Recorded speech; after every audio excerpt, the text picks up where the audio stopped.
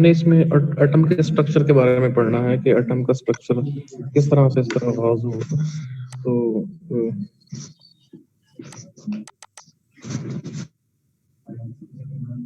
सबसे पहले जो है वो एटम्स के बारे में जो है वो किसने मॉडल दिया।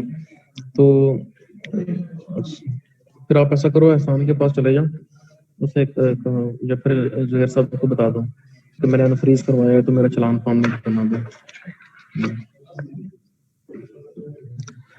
तो सबसे जो पहले एटॉमिक मॉडल, अच्छा इलेक्ट्रॉन जो है वो पहले डिस्कवर हो चुके थे। ये 1898 से पहले इलेक्ट्रॉन डिस्कवर हो चुके थे। उनके ऊपर ये भी पता फाइंड कर लिया गया था कि वो नेगेटिवली चार्ज पार्टिकल्स हैं। तो फिर जो है वो अब क्योंकि atom as a whole neutral है, तो इसको किस तरह से जो है ना वो हम एटम्स को जो है ना वो स्ट्रक्चर होगा के अंदर जो है वो नेगेटिव और इसका मतलब फिर के अंदर कहीं पॉजिटिव चार्ज भी है जो कि मिलकर न्यूट्रल हो रहा है, क्योंकि एटम के अंदर इलेक्ट्रॉन डिस्कवर हो चुके थे और उसके अंदर फिर जाहिर सी बात है पॉजिटिव चार्ज भी होगा ताकि एटम जो है वो एज अ होल क्या हो, न्यूट्रल हो। तो सबसे पहले जो एटॉमिक मॉडल दिया था वो जे थॉमसन ने दिया था। उसने एटम का मॉडल कुछ इस तरह से पेश किया कि जिस तरह से कोई एक प्लम्प होता है उसमें जो है ना वो इलेक्ट्रॉन्स की जो है वो पुडिंग की होती है। ये बिल्कुल ऐसे है जैसे किशमिश को आपने खीर में या इसमें जो है ना कस्टर्ड में देखा होगा कि कस्टर्ड हो उसके अंदर जो है वो किशमिश, तो किशमिश जो है वो एज ए इलेक्ट्रॉन जो है वो आप कंसिडर कर लें, और बाकी जो कस्टर्ड है या खीर है वो as a uniformly distributed positive charge जो है वो उस तरह का होगा। तो ये देखें कि इस तरह जो मैंने डायग्राम में बनाया हुआ है यहाँ पे, ये नेगेटिव इलेक्ट्रॉन जो है वो उसके अंदर जो है वो किसी भी पोजीशन के ऊपर होंगे, और बाकी जो सारा है वो बाकी जो कस्टर्ड है या जो वो प्लम जिसके कहते हैं वो यूनिफॉर्मली पॉजिटिव चार्ज का है। तो इस तरह का मॉडल जो है वो जे थॉमसन ने दिया। लेकिन असल में अब तो जो है ना वो आप लोगों को सबको पता है कि एटम का स्ट्रक्चर कैसा है। तो लेकिन उस टाइम अगर आप लोगों ने ना पढ़ा होता तो यकीनन आप भी जो है वो सोच रहे होते कुछ इसी किस्म का कि पॉजिटिव और नेगेटिव चार्ज किस तरह से डिस्ट्रीब्यूटेड हैं। तो उस टाइम क्योंकि जो पॉजिटिव पार्टिकल्स हैं वो डिस्कवर नहीं हुए थे, तो फिर इसलिए जे थॉमसन ने ये कहा था कि एटम के अंदर क्योंकि जो पार्टिकल है वो सिर्फ इलेक्ट्रॉन है, तो बाकी जो पॉजिटिव चार्ज है वो एक प्लम्प की तरह है, कस्टर्ड की तरह है, वो कोई पार्टिकल नहीं है। तो इसलिए उसने कुछ इस तरह का जो है मॉडल प्रपोज किया। लेकिन फिर इसके जो ये मसला था कि जो इलेक्ट्रॉन्स एटम जो रेडिएट करते हैं वो जो है ये मॉडल एक्सप्लेन नहीं करता, क्योंकि आपको पता है कि जब इलेक्ट्रॉन जो है वो एटम के अंदर जंप करता है, एक स्टेट से दूसरी स्टेट में जाता है, तो वो एनर्जी इमिट करता है, अब्सॉर्ब करता है। तो वो जो है ना ये मॉडल एक्सप्लेन नहीं करता। दूसरा, फिर जब अल्फा स्कैटरिंग वाला एक्सपेरिमेंट किया गया जो कि इसने गिगर ने एंड मर्सडन ने परफॉर्म किया था, उन्होंने अल्फा पार्टिकल को जो है वो एक थिन फॉइल के ऊपर बम्बार्ड किया, तो उन्होंने देखा कि अल्फा पार्टिकल जो है वो बहुत हाई एंगल पर स्कैटर्ड होते हैं, इवन के 180 के ऊपर जो है वो रिफ्लेक्ट स्कैटर्ड बैक होके भी आते हैं। तो ये फिर जो मॉडल है जे थॉमसन का, ये भी इस रिजल्ट को भी एक्सप्लेन नहीं कर पा रहा था, क्योंकि अगर जे थॉमस के मॉडल को अगर देखें तो इसके अंदर इलेक्ट्रॉन जो है वो बहुत ही माइनर से जो है ना मासलेस, ऑलमोस्ट मासलेस पार्टिकल्स जो है वो अंदर मौजूद है। तो अगर अल्फा पार्टिकल जो है वो निस्बतन काफी हैवी होता है, तो जब वो उसमें से पास करेगा तो फिर उसकी कोलिजन जो है वो किससे होगी, बाकी तो सारा पॉजिटिव प्लम्प है, बाकी तो सारा पॉजिटिव जो है वो एक कस्टर्ड की तरह है, उसके साथ तो स्कैटरिंग नहीं हो रही। फिर स्कैटरिंग किससे होगी, इलेक्ट्रॉन से होगी। तो इलेक्ट्रॉन से जब इतना अल्फा हैवी पार्टिकल टकराएगा तो वो कभी भी हाई एंगल पे स्कैटर्ड नहीं हो सकता। बाकी उसकी जो डायरेक्शन है वो चेंज ही नहीं होगी, बल्कि इलेक्ट्रॉन जो है उसकी डायरेक्शन चेंज होगी।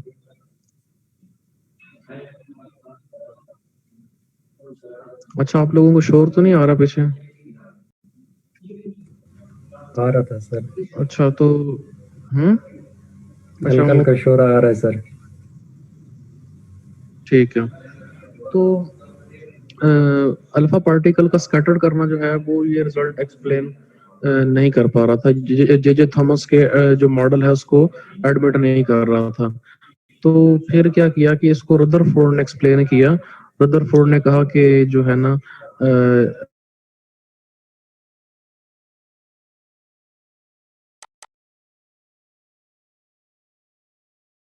तो बाकी जो है वो इलेक्ट्रॉन उस न्यूक्लियस के बाहर किसी फासले पे एग्जिस्ट करते हैं। तो जो इलेक्ट्रॉन जो एटम का मास है ऑलमोस्ट ऑल मास, क्योंकि आपको पता है कि इलेक्ट्रॉन्स जो हैं वो न्यूक्लियस के मुकाबले में बहुत लाइटर पार्टिकल्स हैं। तो अगर एटम का मास देखा जाए तो वो ऑलमोस्ट उसका न्यूक्लियस का मास ही कंसिडर किया जाता है। बाहर जो इलेक्ट्रॉन्स हैं उनका मास जो है वो अप्रोक्सीमेटली जो है वो उसके न्यूक्लियस के मुकाबले में जीरो लिया जाता है। तो फिर वो रदरफोर्ड ने जो है इसका जो मॉडल वो इस तरह से अल्फा स्कैटरिंग के एक्सपेरिमेंट को देखने के बाद, क्योंकि रदरफोर्ड ने जब ये देखा कि अल्फा पार्टिकल जो है ये इस स्कैटर्ड हाई एंगल से स्कैटर्ड हो रहे हैं, इसका मतलब क्या है कि जो अल्फा पार्टिकल है वो अंदर जाकर फॉइल के अंदर किसी सॉलिड जो है वो बॉडी से टकरा रहे हैं, किसी सॉलिड जो है वो चीज से टकरा रहे हैं। इसका मतलब अंदर एक और भी पार्टिकल है जो कि इलेक्ट्रॉन से भी बड़ा है और उसका मास इलेक्ट्रॉन से बहुत ज्यादा है। तो इसी वजह से अल्फा पार्टिकल जो है वो उससे टकराकर इवन के वो रिवर्स बैक भी जो है वो आ जाए। ये जो रदरफोर्ड का मॉडल है ये इस अल्फा स्कैटरिंग को एक्सप्लेन कर देता है। अगर आप जे थॉमस के मॉडल को लेके बहुत हैवी बॉल जो है वो एक टिश्यू पेपर के ऊपर स्ट्राइक की है और वो वहां से रिफ्लेक्ट बैक होकर आपकी तरफ आती है, तो ये रिजल्ट कोई अगर जे थॉमस के मॉडल को देखा जाए तो कुछ इस तरह का लगता है, जो कि फिजिकली उसको हम यकीन नहीं कर सकते उस पर। तो इसका मतलब ये है कि आगे कोई ज्यादा मास वाले पार्टिकल्स मौजूद हैं जिन्हें फिर रदरफोर्ड ने न्यूक्लियस का नाम दिया, और फिर उसको जो है ना इलेक्ट्रॉन्स उससे कुछ फासले पे होते हैं। तो रदरफोर्ड ने ये भी कहा कि मोस्टली जो एटम का हिस्सा है वो खाली स्पेस है जिसके अंदर इलेक्ट्रॉन है। तो जो मास और उसका चार्ज जो है वो सिर्फ सेंटर के ऊपर जो है वो इसका एग्जिस्ट करता है। तो ये खाली जो स्पेस थी वो रदरफोर्ड ने इसलिए कहा कि बहुत सारे अल्फा पार्टिकल्स जो हैं वो विदाउट डिफ्लेक्टिंग जो है वो सीधा अपना इसके ऊपर स्क्रीन के ऊपर पाए गए, मतलब उनके अंदर कोई डिफ्लेक्शन नहीं हुई। हाँ जी बेटा, इसके अंदर जो है ना फिफ्थ वाले तो यही हैं, इसके अंदर नहीं है। तो बाकी जो है ना फिर वो ये सेवंथ वाले पड़े हैं, 7th सेमेस्टर वाले, और ये 3rd वाले हैं। फिर यहाँ पे कैसे हो सकता है?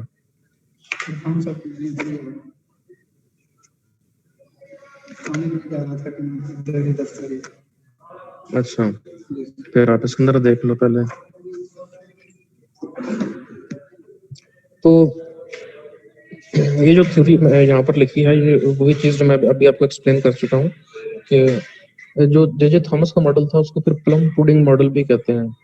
तो इस जे थॉमस ने जो है ये 1898 के अंदर जो है इस मॉडल को प्रपोज किया। तो ये जो है इसको हम दूसरा नाम इसका प्लम पुडिंग मॉडल भी कहते हैं इसको, क्योंकि ये अंग्रेजी जो है ना जुबान का कोई लफ्ज है प्लम पुडिंग, इसका ये ऐसा ही है जैसे एक फ्रूट केक। कैसे? अच्छा, थोड़ा सा तो ये ऐसा है जैसे फ्रूट केक के अंदर जो है वो किसी किसी जगह पर उसको जो है ना उन्होंने, हम तो यहाँ पर क्योंकि जो हमने देखा है हमारे जो एरिया के अंदर वो तो हम कस्टर्ड के अंदर किशमिश वाले एग्जांपल ही दे सकते हैं। तो उनके यहाँ कोई फ्रूट केक ऐसा होता है जिसके अंदर जो है वो अंदर कुछ उन्होंने डाला होता है, उसके लिए उसको ये कह रहा है। तो ये प्लम पुडिंग मॉडल इसने उसको कहा कि इलेक्ट्रॉन जो है वो इसी तरह से उसके अंदर डाले होते हैं। तो जैसे तो negative charge particle electron just like ये मैंने आपको बता दिया था। अकॉर्डिंग टू थॉमस मॉडल क्या है कि alpha particles that pass through the thin foil out to be deflected only slightly 1 degree और less.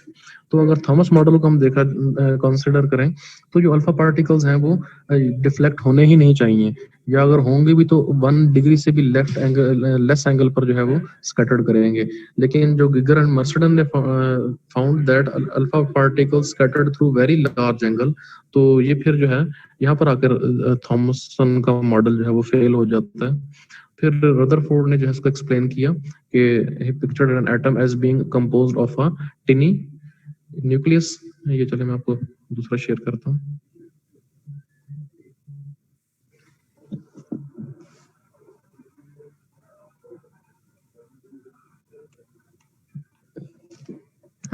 As a tiny nucleus in which its positive charge in which its positive charge and almost all of its mass are concentrated.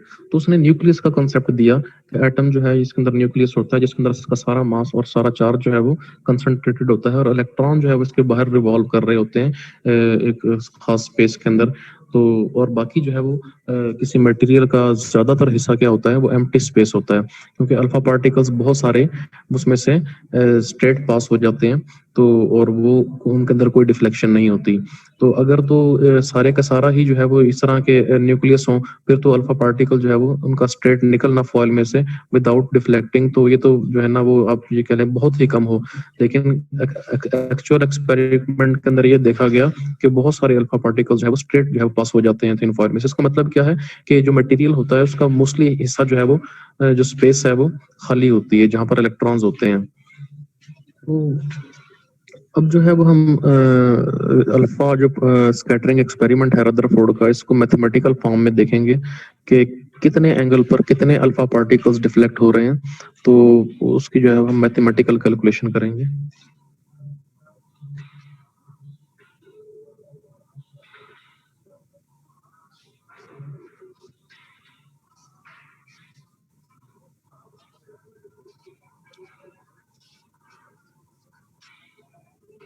हाँ जी, जिस तरह से मैंने आपको book का बताया था कॉन्सेप्ट ऑफ मॉडर्न फिजिक्स, नहीं है इसमें? अच्छा, तो अब इसमें जो करो कॉन्सेप्ट्स ऑफ मॉडर्न फिजिक्स जो है ये आप बुक पहले भी आपने किसी इसको यूज किया होगा कहीं, तो क्योंकि इसके अंदर जो है ना और भी फिजिक्स के ब्रांचेस जो है ना वो कोर्सेज इसमें से पढ़ाए जाते हैं मॉडर्न फिजिक्स में से। अच्छा,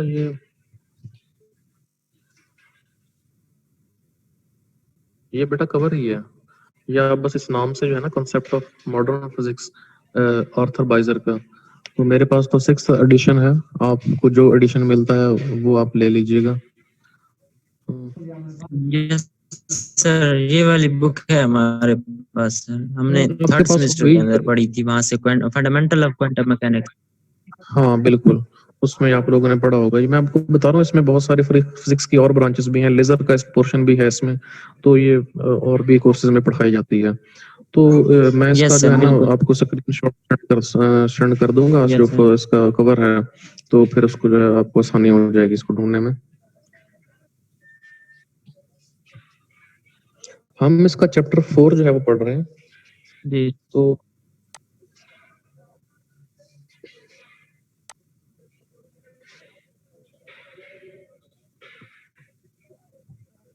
ये हमने जो स्टार्ट लिया है वो यहाँ से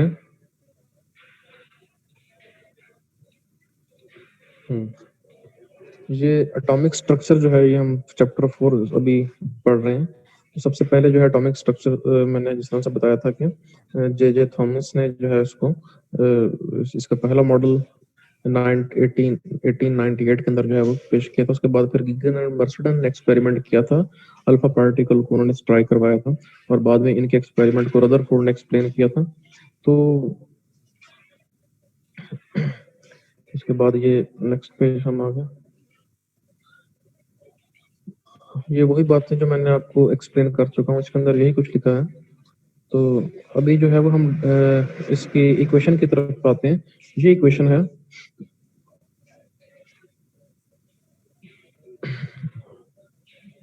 यहाँ पर एन ऑफ थीटा जो है ये नंबर ऑफ अल्फा पार्टिकल्स हैं जो कि एंगल थीटा के ऊपर डिफ्लेक्ट कर रहे हैं और स्क्रीन के ऊपर डिटेक्ट हो रहे हैं। जो डिटेक्टर है वहां पर डिटेक्ट हो रहे हैं। तो यहाँ पे स्क्रीन से मुराद डिटेक्टर है असल में।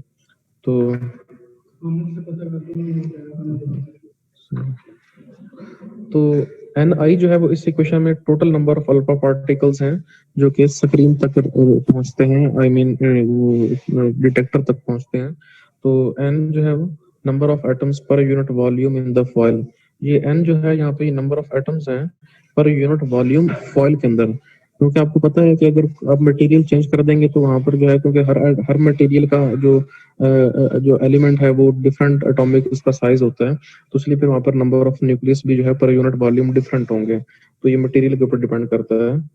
तो इसके बाद जो है वो Z जो है ये atomic number of the foil, ये भी आपको पता है, ये वेरी करता है। अगर आप मटेरियल चेंज कर देंगे तो एटॉमिक नंबर भी चेंज हो जाएगा। R is the screen from the foil. इसका मतलब ये है कि R जो है ये रेडियस है या डिस्टेंस है उस डिटेक्टर का उस फॉइल से, तो फॉइल है। तो अगर हमें इन पैरामीटर्स का पता होगा तो हम बता सकते हैं कि कितने जो अल्फा पार्टिकल हैं वो किस एंगल पर डिफ्लेक्ट होंगे।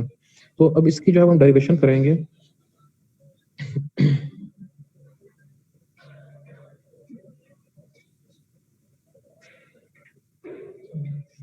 हाँ जी, मिल गया। अच्छा, ये कहाँ से मिला?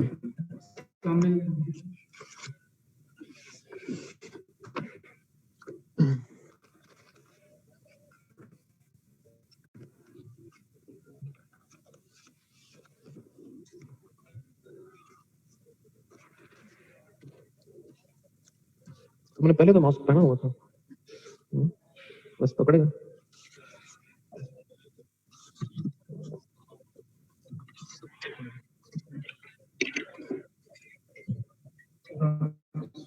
अल्लाह। तो ये जो है वो डेरिवेशन रदरफोर्ड एक्सपेरिमेंट फार्मूले की। अब हम देखते हैं कि एक अल्फा पार्टिकल जिसका मोमेंटम पी आई है वो एक टारगेटेड न्यूक्लियस की तरफ आता है विद उसका मोमेंटम जो है वो इनिशियल मोमेंटम है, इसको P1 कह लें। ये जो टारगेटेड न्यूक्लियस है ये डार्क सा ये यहाँ पे पड़ा हुआ है। तो आप देख रहे हैं कि जो ये टारगेट न्यूक्लियस यहाँ पर पड़ा हुआ है, P1 जो है इसका इनिशियल मोमेंटम था, ये अल्फा पार्टिकल जो कि इस तरफ आ रहा है। तो आप देख रहे हैं कि वो टारगेट को हिट किए बगैर जो है वो दूर से ही डिफ्लेक्ट होके दूर से ही स्कैटर हो जाता है। तो ये जो डिस्टेंस है टारगेट न्यूक्लियस का और जहाँ से वो स्कैटर कर रहा है, ये यहाँ पे शो किया गया है कि ये इसको जो है वो B से डिनोट करते हैं और इसको हम कहते हैं इम्पैक्ट पैरामीटर। ये इम्पैक्ट पैरामीटर जो है ये बड़ा इंपॉर्टेंट है। और ये दूर से ही क्यों डिफ्लेक्ट होता है कि टारगेट जो न्यूक्लियस है उस पर भी पॉजिटिव चार्ज है और एक को हिट तो नहीं करेंगे, एक दूसरे के बहुत नजदीक तो नहीं आएंगे, क्योंकि वो एक दूसरे को क्या कर रहे हैं, रिपेल कर रहे हैं। तो दोनों पर पॉजिटिव चार्ज है, तो इसलिए एक दूसरे तक जो है वो पहुंच नहीं सकते, तो इसलिए दूर से ही जो है वो डिफ्लेक्ट कर जाएंगे। तो ये दूर से स्कैटरिंग क्यों कर रही है वो आपको पता है, कूलम रिपल्सिव फोर्स जो है वो अल्फा पार्टिकल को स्कैटर कर रही है। तो ये जो डिस्टेंस है जहां से वो स्कैटर हो रहा है और टारगेट न्यूक्लियस है उसके दरमियान का डिस्टेंस जो है ये इम्पैक्ट पैरामीटर B से इसको हम रिप्रेजेंट करते हैं। हाँ जी,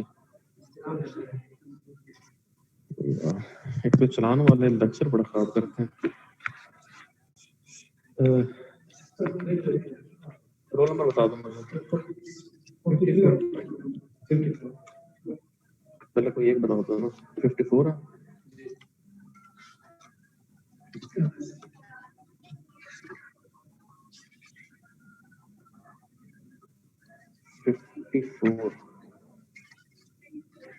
मोहम्मद अशद और कौन?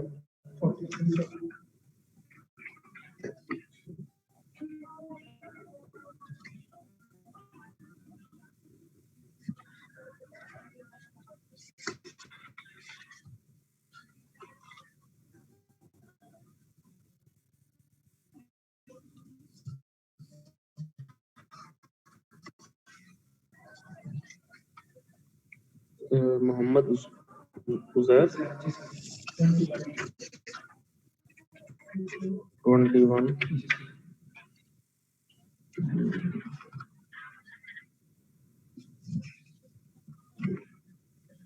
मोहम्मद रमजान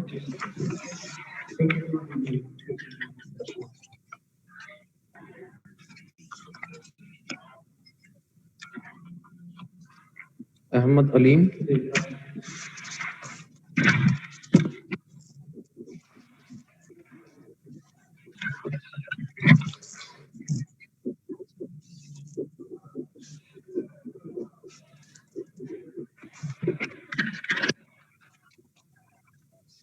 एक मिनट बस।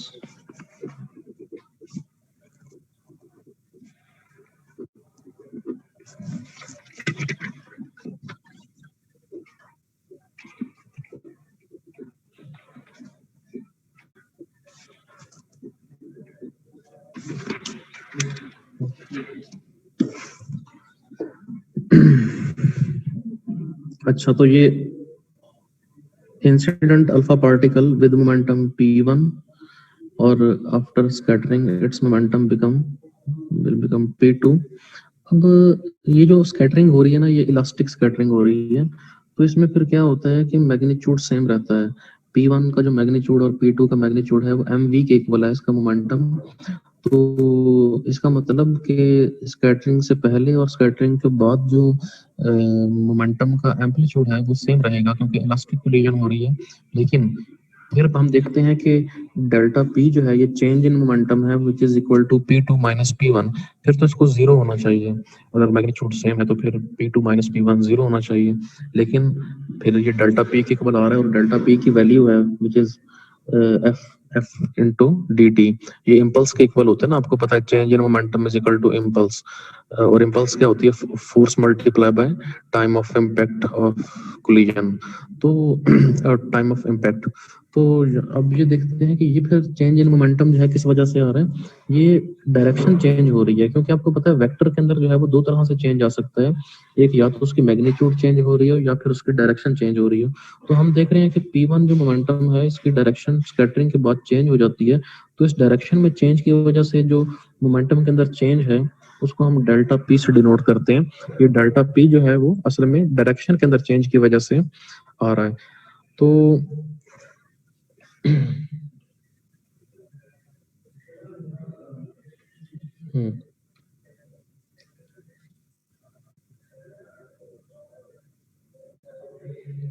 अब ये इक्वेशन किस तरह से आई है, ये जो इक्वेशन है ये नीचे वाली जो डायग्राम है इसको देखकर बनाई गई है। इसके लिए मैं आपको एक पिक्चर शेयर करता हूँ, क्योंकि यहाँ से आपको ये डायरेक्ट समझ नहीं आएगी इसकी।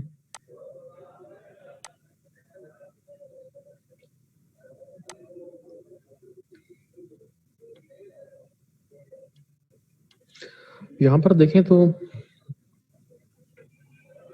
p1 पार्टिकल जो है वो एक अल्फा पार्टिकल मोमेंटम p1 के साथ जो है वो इधर टारगेट न्यूक्लियस की तरफ आ रहा है, और ये जो है ये टारगेट न्यूक्लियस है।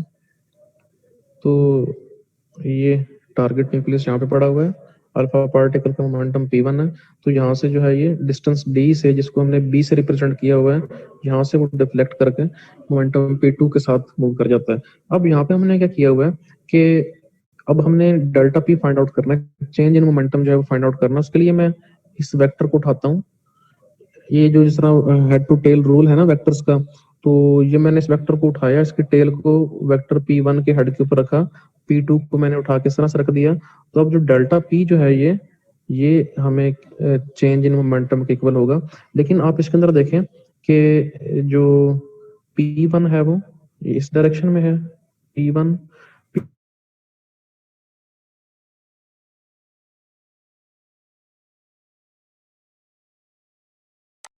ये। अब इसमें देखें कि रिजल्टेंट कौन सा है। रिजल्टेंट वो होता है कि जो टेल को टेल से और हेड को हेड से ज्वाइन कर रहा हो। इसका मतलब यहाँ पर जो p2 जो है ये रिजल्टेंट वेक्टर है।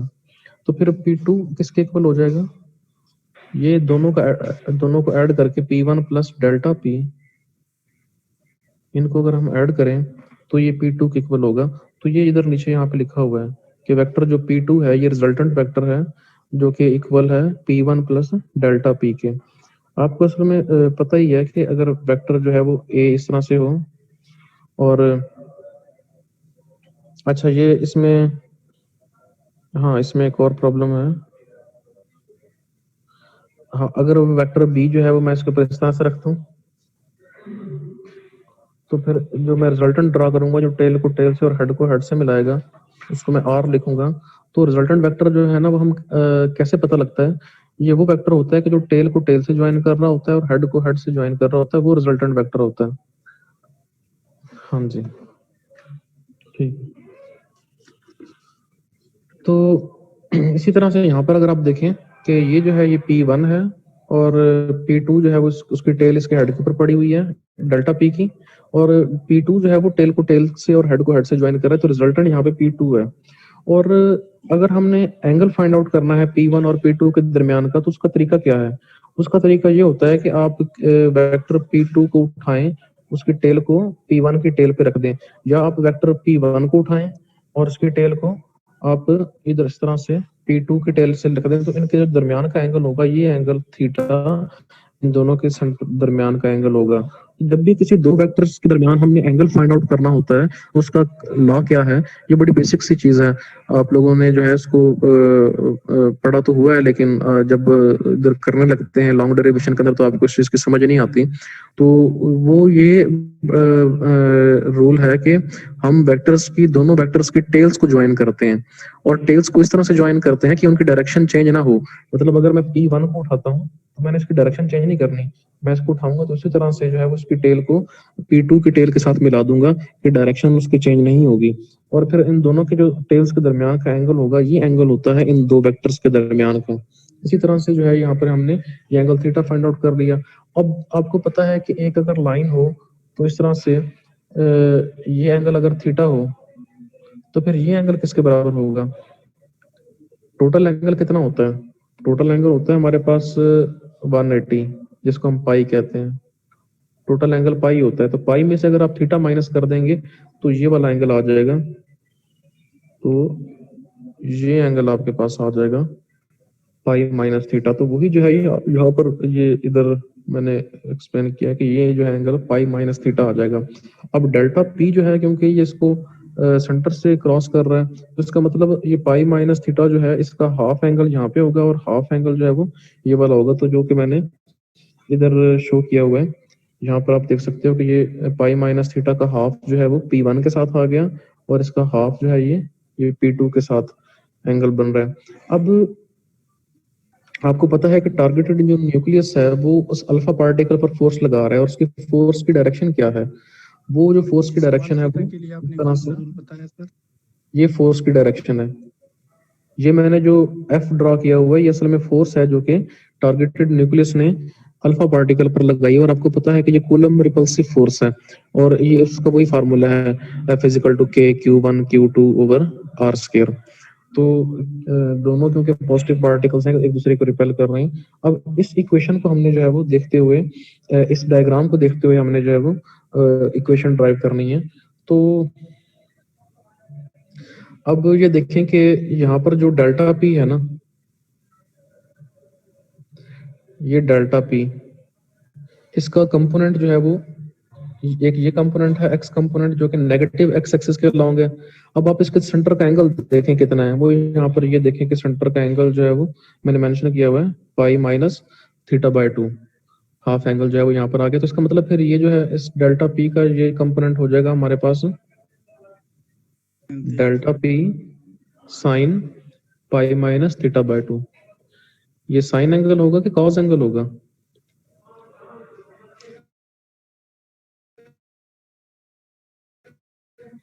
नहीं, ये तो जो है ना, तो इसका मतलब क्या हुआ कि फिर ये वाला कंपोनेंट नहीं, इसके सामने वाला जो ये कंपोनेंट है ना,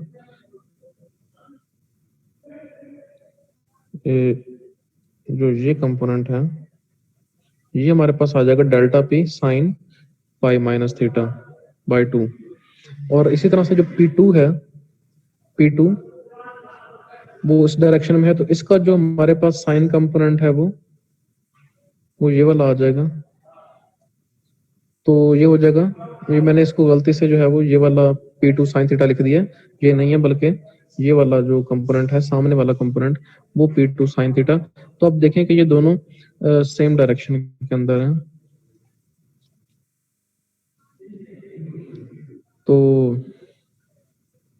इसकी वजह से क्या हो रहा है कि ये पार्टिकल अल्फा पार्टिकल डिफ्लेक्ट होके ऊपर की तरफ, यहाँ से देखें कि अल्फा पार्टिकल पहले अलोंग एक्स एक्सिस जो है वो ट्रेवल कर रहा था, लेकिन फिर क्या हुआ कि जब टारगेट न्यूक्लियस ने फोर्स लगाई तो उसकी फोर्स जो है वो उसको डायरेक्शन चेंज कर रही है, और वो लॉन्ग वाई एक्सिस कर रही है, क्योंकि फोर्स कहाँ पर लग रही है? Long the y axis force लग रही है। तो ये दोनों जो कंपोनेंट हैं ये इक्वल होंगे। चलिए इसको जो है वो फिर हम मैं इधर शो कर देता हूँ।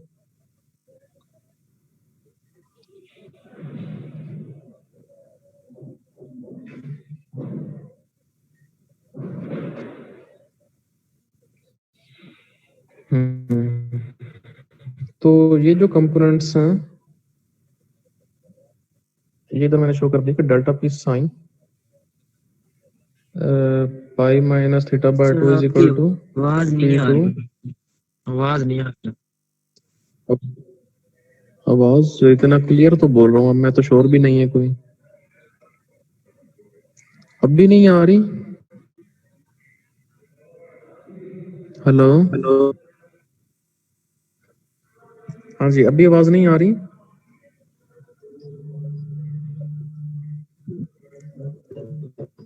सर हमारे पास तो क्लियर, हेलो, सर हमारे पास भी क्लियर आ रही है आवाज। अच्छा, असल में जो है ना ये लॉ ऑफ कोसाइन है जिसको हमने यूज करते हुए जो है वो ये इक्वेशन लिखी है।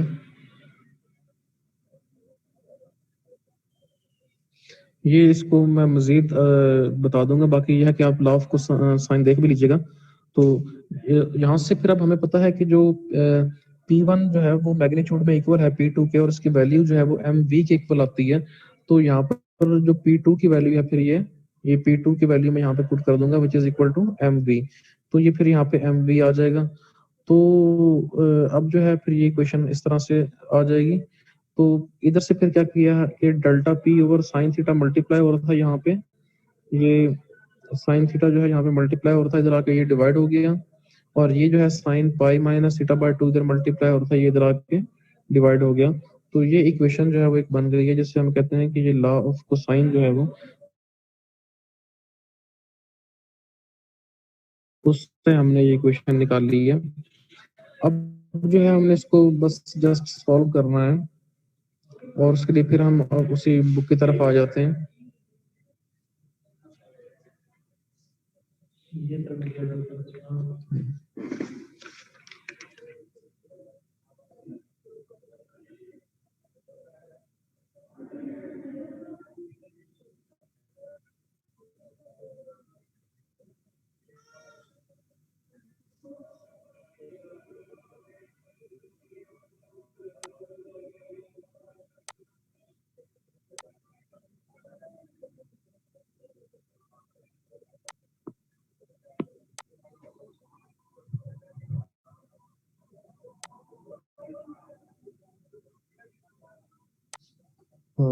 तो ये आ गई डेरिवेशन। अब यहाँ पर आप देखें कि ये जो इक्वेशन थी ये मैंने आपको उधर दिखाई थी, तो और वो इधर यहाँ पर ये लिख भी रहा है कि वो सी according to law of science, उसको यूज करते हुए जो है वो ये इक्वेशन लिखी गई है।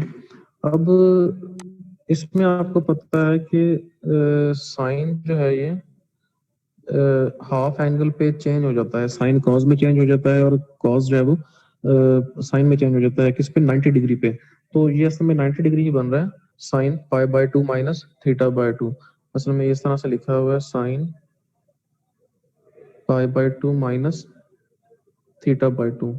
अब आपको पता है कि ये 90 क्या है, पाई बाय 2 कितना होता है 90, तो साइन 90 पे क्या होता है चेंज हो जाता है कॉस में, तो फिर इसका आंसर आ जाएगा कॉस थीटा बाय 2। तो ये जो एंगल होता है ये साथ आ जाता है। तो वही चीज जो है यहाँ पे यूज की गई है ये कि ये cos थीटा बाय 2 में चेंज हो गया। इसका मतलब फिर क्या है कि यहाँ पर हम जो है ये इसकी वैल्यू पुट कर देंगे cos थीटा बाय 2, और फिर ये जो sin थीटा इधर डिवाइड हो रहा है ये इधर आके ऊपर mv से मल्टीप्लाई हो जाएगा। तो और sin थीटा की वैल्यू जो है उसको हम इस तरह से लिख सकते हैं। आपको पता है कि sin 2 थीटा किसके इक्वल होता है, वो होता है 2 sin थीटा cos थीटा। अगर इस तरह से ये इक्वेशन लिखी हो, sin 2 थीटा ये बराबर होता है 2 sin थीटा cos थीटा। मतलब देखें यहाँ पे 2 थीटा था, यहाँ पे थीटा हो गया, मतलब हाफ हो गया। इसका मतलब अगर यहाँ पर जो है वो यहाँ पर थीटा होगा sin थीटा, तो ये बराबर हो जाएगा 2 sin हाफ होके theta by 2 cos theta by 2। तो ये बेसिक ट्रिग्नोमेट्री के फॉर्मूले हैं। यहाँ पर अगर एंगल थीटा है तो यहाँ पे हाफ होके थीटा बाय 2 आ जाएगा। तो वो यूज करते हुए साइन थीटा की वैल्यू जो है वो फिर इसको यहाँ से यहाँ पे इधर मल्टीप्लाई किया गया। अब इसमें पर देखें जब इधर मल्टीप्लाई करेंगे तो ये cos थीटा बाय 2 से cos थीटा बाय 2 कैंसिल हो जाएगा, तो फिर डेल्टा p जो है इसकी वैल्यू आपके पास आ जाएगी 2 mv sin थीटा बाय 2। तो ये 2 कहाँ से आया, ये आपको पता ही है कि ये वाला 2 जो है ये ऊपर जाके मल्टीप्लाई होके 2 आ जाएगा। तो चेंज इन मोमेंटम हमने फाइंड आउट कर लिया, ड्यू टू जो डायरेक्शन के अंदर चेंज होने से जो मोमेंटम के अंदर चेंज आ रहे हैं उसकी वैल्यू आ गई है 2mv sin θ/2।